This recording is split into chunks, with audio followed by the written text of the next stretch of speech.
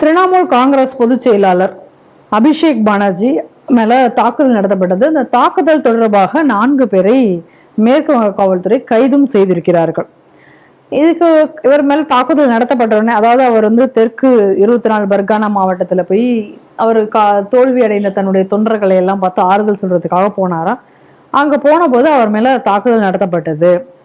ஏற்கனவே அங்க அவர் அந்த திரிணாமுல் காங்கிரஸ்காரர்கள் மேலாம் ஒரு கலவரம் மாதிரி ஒரு தாக்குதல் நடத்தப்பட்டது. அதுல இருந்து அந்த தொண்டர்களை பார்க்க தானே அவர் போனதாகவும், அப்போ அவர் மேல தாக்குதல்ல அவருடைய சட்டையெல்லாம் கிழிஞ்சதோட அவரோட தலைக்கு கூட ஒரு கவசம் போட்டாதான் அவரை பாதுகாக்க முடிய நிலை ஏற்பட்டது அப்படின்னு எல்லாம் மெசேஜ் வந்தது.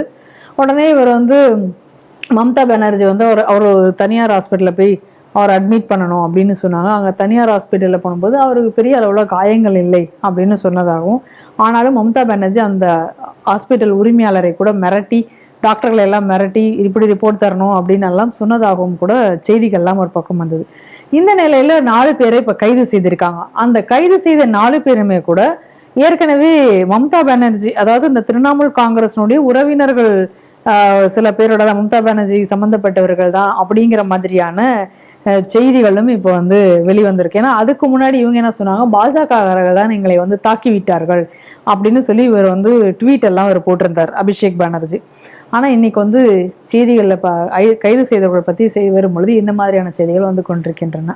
நம்ம தொடர்ந்து இதை பாக்குறது எப்படின்னா, இதுக்கப்புறம் இன்னொரு எம்பி மீதும் ஒரு தாக்குதல் நடந்திருக்கு, கல்யாண் பானர்ஜி. ஆமா, கல்யாண் பானர்ஜி மீது நடந்த தாக்குதல்ல வரும்போது லோக்கல்ல இருக்கக்கூடிய திரிணாமுல் காங்கிரஸ் கட்சியின் உள்கட்சிக்குள்ள பூசல்னாலதான் அந்த தாக்குதல் நடந்ததுங்கக்கூடிய செய்தியும் வந்துகிட்டு இருக்கு. இப்ப இதுல கைது செய்யப்பட்டிருக்கிற 4 பேரும் அந்த கட்சியை சார்ந்தவர்கள் அப்படின்னு இருக்கு.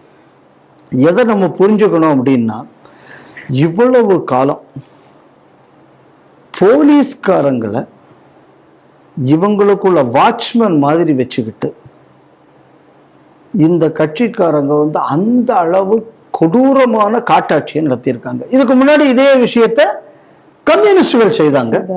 கம்யூனிஸ்டுகள் ஒருபடி மிஞ்சி இன்னைக்கு மம்தா பானர்ஜி கட்சி 15 வருஷமா செய்திருக்கு. இப்ப என்ன ஆகி போச்சு, போலீஸ்காரங்களை இப்ப கை விட்டாச்சு. ஏன்னா இவங்க மொத்த என்டையர் போலீஸ் ஃபோர்ஸையும் கிட்டத்தட்ட மேல இருந்து ஜில்லா அளவு வரை ஆல்மோஸ்ட் மாத்திருக்காங்க. இன்னும் கீழெல்லாம் அப்படித்தான் இருப்பான், அதெல்லாம் ஒன்றும் பெருசா மாறி இருக்காது, அது வரை மாத்திட்டாங்க. இப்ப மாத்தும் போது என்ன அப்படின்னா, பயத்தினால ஒருத்தனை கட்சியில வச்சிருக்கிறது. அப்ப அவனை இவ்வளவு நாள் நீங்க எக்ஸ்ப்ளாய்ட் பண்ணிட்டீங்க, இன்னைக்கு அவன் ஒரு சுதந்திரத்தை உணர்றான். அப்ப அவன் கட்சியில ஒரு 4 பேர்ட்டு நீ என்னடா என்னை பத்தி சொல்றதுன்னு 4 பேர், நீ அதே ஒரு தாதாகிரியில அவன்கிட்ட போய் பேசினேன்னா இவ்வளவு நாளும் போலீஸ்காரன்ட்ட போக முடியாது. ஏன்னா போலீஸ்காரன் வாழா இருந்தான்.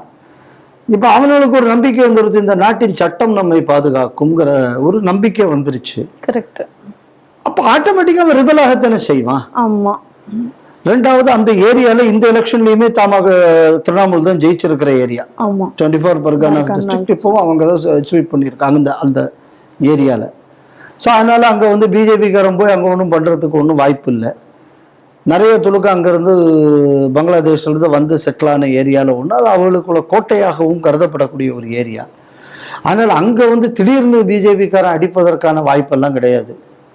அப்படி அடிச்சான் அப்படின்னா உங்க கட்சி ஒட்டுமொத்தமா அழிஞ்சாதான் முடிஞ்சிருக்கும். பட் இந்த எலெக்ஷன்லயும் நீங்க தான் இந்த இடத்துல ஜெயிச்சிருக்கீங்க.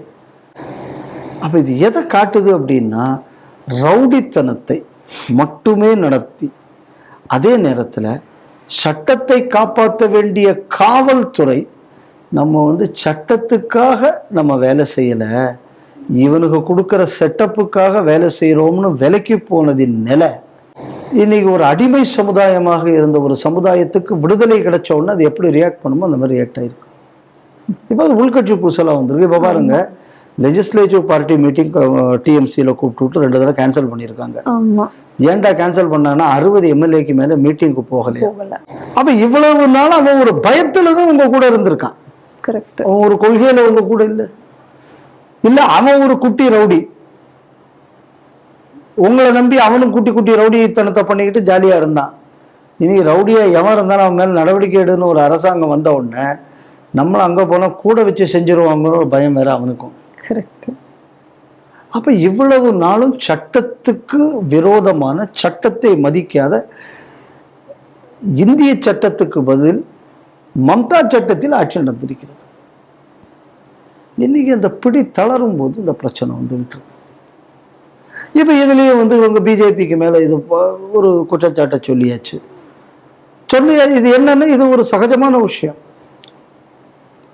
யாரு பண்ணா அவன் மேலே பழியை தூக்கிட்டு போயிடும்.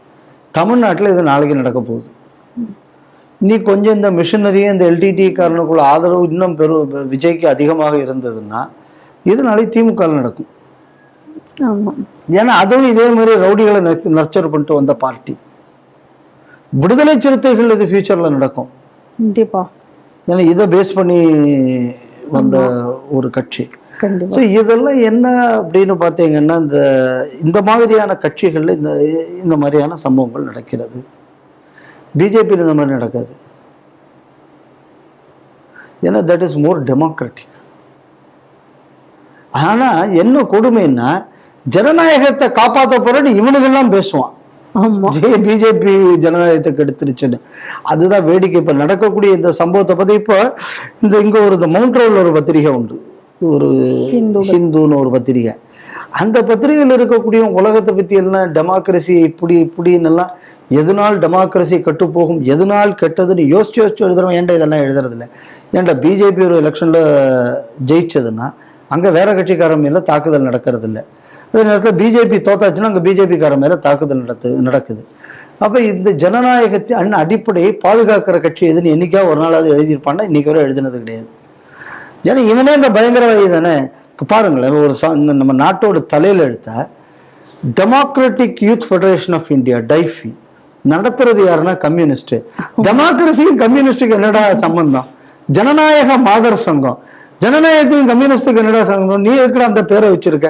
அதனால இந்த ஜனநாயகம் கூடிய பேரில் இந்த மக்கள் ஏமாற்றப்பட்டு வந்து கொண்டிருக்கிறார்கள்ங்கிறது தான் உண்மை.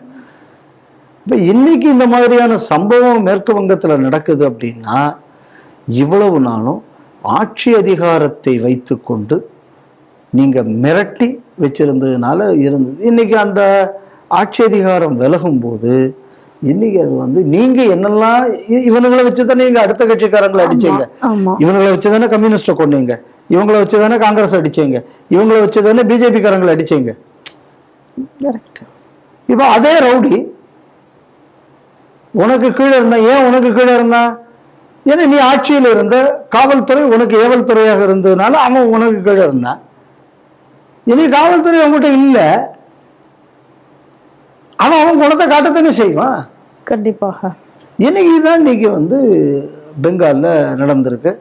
இது மட்டும் இல்லாமல் வங்கதேசத்துல இருந்து வர்றவன் அவங்க நம்ம நாட்டில் உள்ள பிஎஸ்எஃப்க்கு மேலே தாக்குதல் நடத்தினா அதுக்கு ஆதரவு தெரிவிக்கிறது, பார்டரை போட விடாமல் வந்து ஃபென்சிங்க்கு எதிர்ப்பு தெரிவிச்சு இந்த மாதிரி எல்லாம் பண்ணி சேர்த்து வச்சதுங்க. இன்னைக்கு என்னன்னா உள்ளூரில் இருக்கிறவன் இருக்கானே, ஏன்னா நீ அவனை வச்சு அரசியல் பண்றதுக்கு நீ எங்களையும் சேர்த்தாண்டா பண்ண, இப்போ உள்ளூர்ல இருக்கிறவன் எதிர்த்து நீங்க வேலை பார்த்துக்கிட்டு இருக்கான். ஏன்னா இன்னொரு பிரச்சனை இருக்கு. என்னன்னா இப்ப பங்களாதேஷ் பார்டருக்கு மக்கள் சாரசாரியா போறானா. ஆமா, அது வேற ஒரு பிரச்சனை. இப்ப என்னடான்னு இங்க இருந்தாச்சுன்னா இவன் சுவேந்து அதிகாரி நம்ம சொல்லிய முடிச்சிருவோம், நம்ம நாட்டுக்கு போவோம்னா அவங்களையும் போயிட்டு இருக்கானா. அப்ப என்ன ஆகும்?